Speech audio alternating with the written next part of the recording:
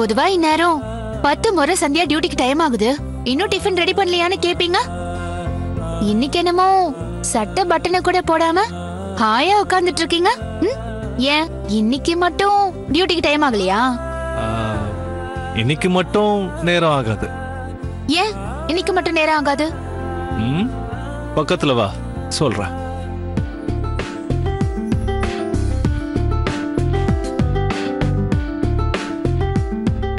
அதான் யாரும் இல்லையே, இன்னைக்கு மட்டும் நீங்க டியூட்டி கிளம்ப நேரம் ஆகாததுக்கு அப்படி என்ன ரகசியம் இருக்கு?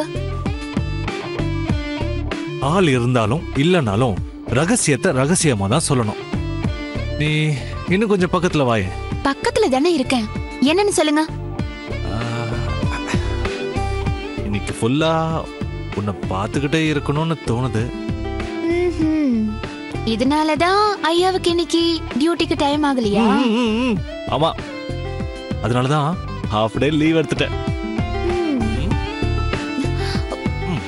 என்னங்க கைய விடுங்க, யாராவது வர போறாங்க. சொன்னா கேளுங்க, கைய விடுங்க. முதல்ல நீங்க டியூட்டிக்கு கிளம்புங்க. இல்ல. ஐயோ ப்ளீஸ் கைய விடுங்க. சந்தியா, முதல்ல நீ. ஐயோ மாமா, நல்லா ஏமாந்தீங்களா? உங்களுக்கு நல்லா வேணும். டியூட்டி நேரத்துல டியூட்டில மட்டும்தான் கவனமா இருக்கணும். இப்ப டியூட்டிக்கு கிளம்பல, நான் உண்மையாவே கத்தி மாமாவை வர வச்சிருவேன். ஐயாவுக்கு எப்படி வசதி? கிளம்புற? ஏங்க நானும் உங்க கூட மார்க்கெட் வரைக்கும் வரேன். நீங்க சீக்கிரம் ரெடி ஆகுங்க, என்ன டிராப் பண்ணிட்டு போயிடுங்க, சரியா? ஓகே சரி, நீ ரெடி ஆகு.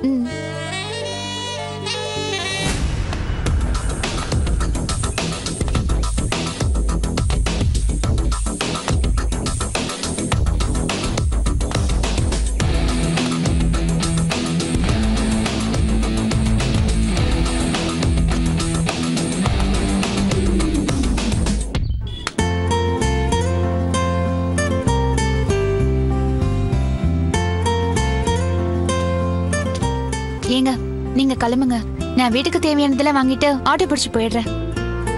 எதுக்கு ஆட்டோ எல்லாம் பிடிச்சி வீட்டுக்கு போயிட்டு? அதான் நான் இன்னைக்கு ஹாஃப் டே லீவுன்னு சொன்னேன்ல.